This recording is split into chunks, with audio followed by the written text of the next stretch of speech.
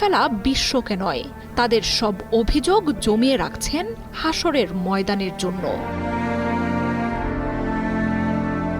ইসরায়েলের নেতানিয়াহুর নিষ্ঠুরতা সব কিছুকে হার মানিয়েছে।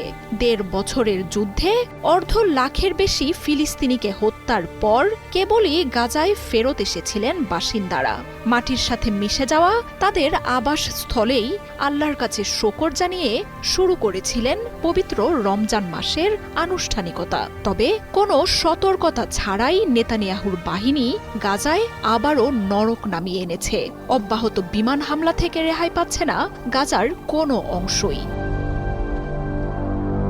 ইসরায়েলের হামলায় স্বজন হারানো পরিবারগুলো নিজেদের প্রিয়জনদের খোঁজে মর্গ আর ধ্বংসস্তূপে খোঁজ চালাচ্ছেন। আবার বহু পরিবার আছে যেখানে ইসরায়েলের হামলা থেকে একজন সদস্যও রেহাই পাননি।